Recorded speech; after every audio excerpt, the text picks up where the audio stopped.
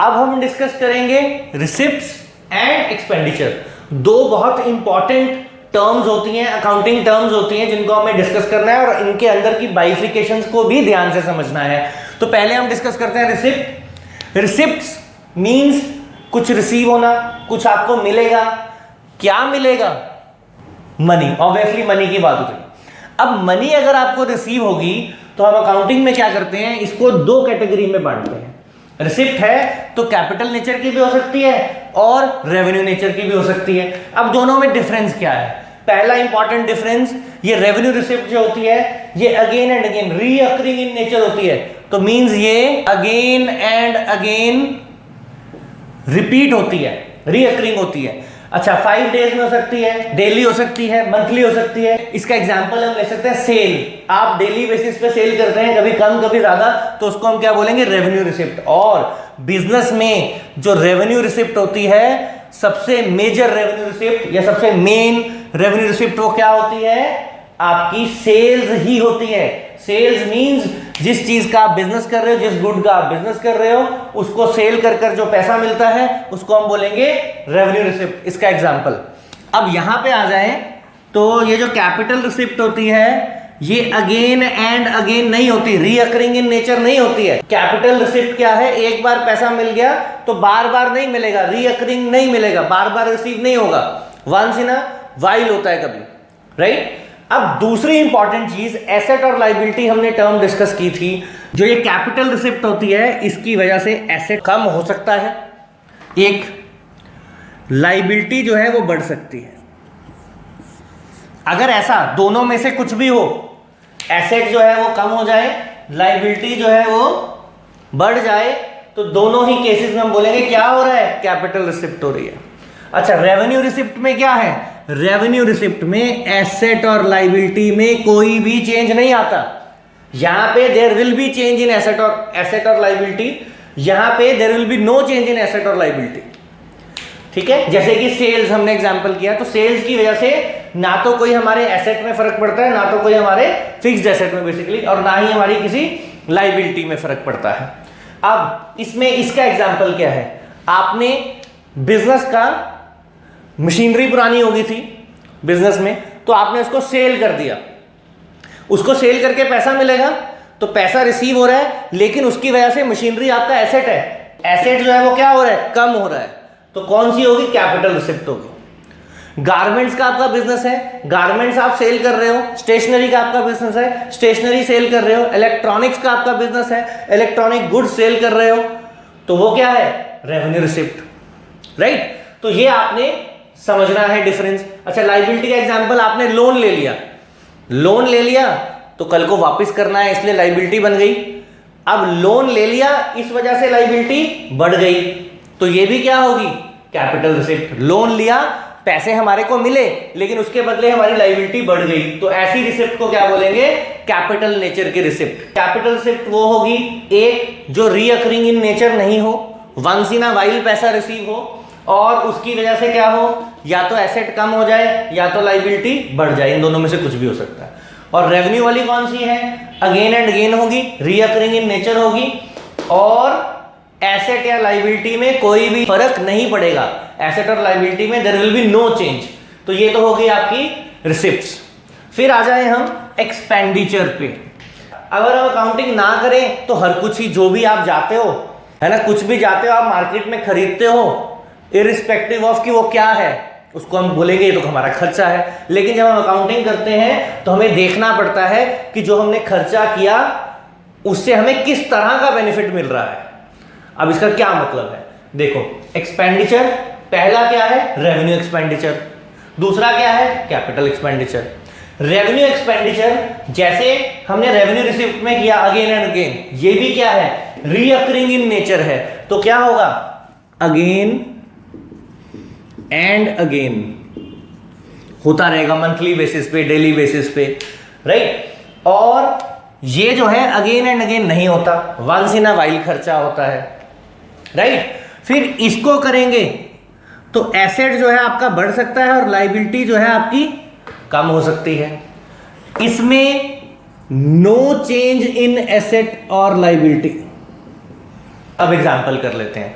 Rent बार बार देना पड़ता है, सैलरी बार बार देनी पड़ती है, वाटर बिल, इलेक्ट्रिसिटी बिल बार बार देना पड़ता है। तो सारे कुछ एग्जांपल्स हैं किसके?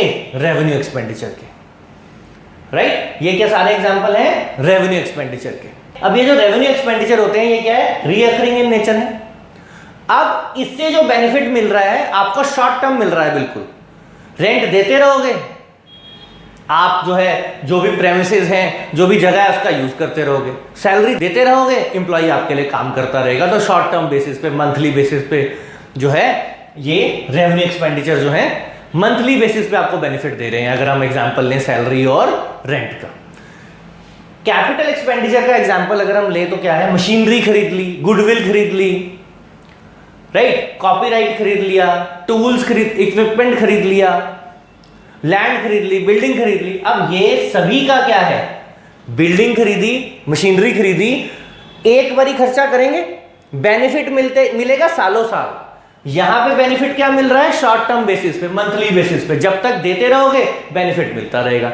इसमें एक बार खर्चा किया, हैवी एक्सपेंडिचर होगा, एक बार खर्चा किया, बेनिफिट मिलेगा सालों साल, राइट? तो ये क्या है? Capital expenditure. जैसे मशीनरी खरीद ली, तो मशीनरी खरीद ली, लैंड खरीद लिया, तो उसकी वजह से क्या हुआ?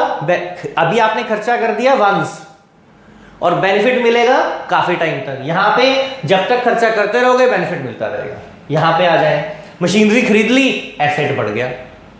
एक और एग्जांपल, लोन लिया था हमने बैंक से, अब वो वापस कर दिया।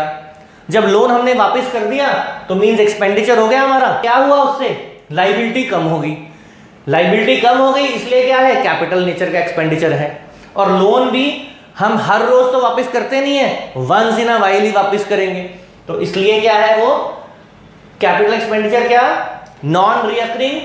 और एसेट और लायबिलिटी में चेंजेस आते हैं, यहां पे एसेट एंड लायबिलिटी में कोई चेंज नहीं आते हैं, और ये क्या है? अगेन एंड अगेन होते हैं। क्या डिस्कस करेंगे अब? Deferred revenue expenditure. रेवेन्यू लिख दिया तो मींस क्या है?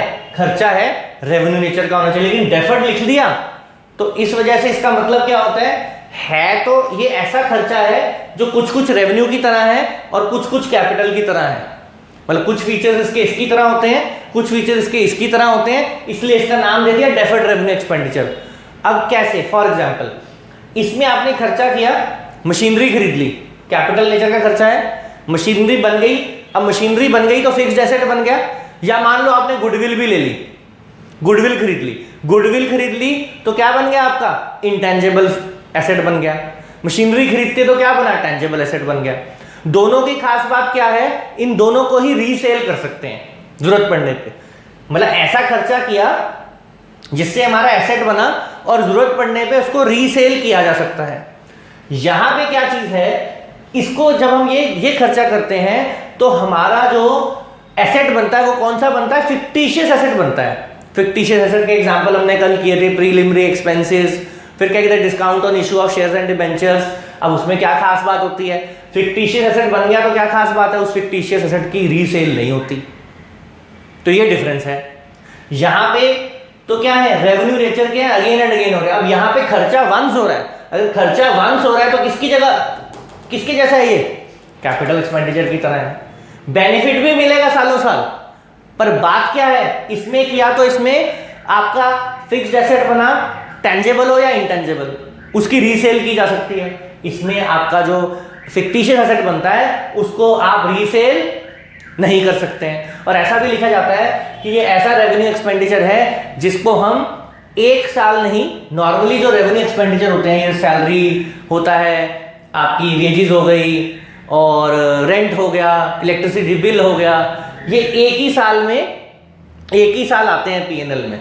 हर साल हर मंथ का अलग अलग आएगा तो एक साल का इकट्ठा करके डाल देते हैं। लेकिन ये ऐसा खर्चा होता है, खर्चा तो आपने किया एक बार, लेकिन वो 3 या 4 साल में डिवाइड होके जाता है। ठीक है, ऐसा खर्चा होता है। जैसे कि हैवी एडवर्टाइजमेंट एक्सपेंडिचर हो गया, धोनी को हमने ब्रांड एग्जांपल किया था, हमने धोनी को हमने ब्रांड एम्बेसडर बना लिया। तो डेफर्ड रेवेन्यू एक्सपेंडिचर कुछ इस तरह का एक्सपेंडिचर होता है जिसमें क्या है? खर्चा किया, लेकिन खर्चा करने से फिक्टिशियस एसेट बना। फिक्टिशियस एसेट मतलब जिसकी रीसेल नहीं हो सकती, ना तो उसका कोई फिजिकल फॉर्म है, ना उसकी रीसेल हो सकती है। इसलिए इसको हम अलग से टर्म करते हैं deferred revenue expenditure. Revenue expenditure, capital expenditure, deferred revenue expenditure. ये अगर हम बोले एक्सपेंसेस, अगर हम बोले टर्म यूज करें एक्सपेंस, तो जो हम एक्सपेंस में काउंट करते हैं वो सारी कौन सी हैं, जो रेवेन्यू नेचर की होती हैं, उनको हम एक्सपेंस काउंट करते हैं अकाउंटिंग में, ठीक है। और ये कैपिटल नेचर वाले को एक्सपेंस काउंट नहीं करते, इसको भी एक्सपेंस काउंट नहीं करते, ठीक है। ये डेफर्ड रेवेन्यू एक्सपेंडिचर है, कैपिटल एक्सपेंडिचर है। और अगर मैं एक्सपेंस की बात करूं, जो मुझे देखो प्रॉफिट कैसे निकलता है, जो आपकी इनकम आई उसमें से एक्सपेंस माइनस करोगे तो प्रॉफिट आ जाएगा। तो जो एक्सपेंस कंसीडर होते हैं ना, वो ये वाले कंसीडर किए जाते हैं, ठीक है, जो रीअकरिंग इन नेचर होते हैं उस साल में, तो उनको हम कंसीडर करते हैं किसके लिए, किसके लिए, एक्सपेंस में। एक्सपेंडिचर टर्म में ये तीन चीजें आती हैं। एक्सपेंस की बात करूं तो सिर्फ रेवेन्यू वाली आएंगी, ठीक है। और ये कैपिटल एक्सपेंडिचर में तो एसेट बन गया, तो ये अलग चीज है। लोन पे ऑफ कर दिया, ये टोटली अलग है। और ये डेफर्ड रेवेन्यू एक्सपेंडिचर भी टोटली अलग है, हमने ये डिस्कस कर लिया।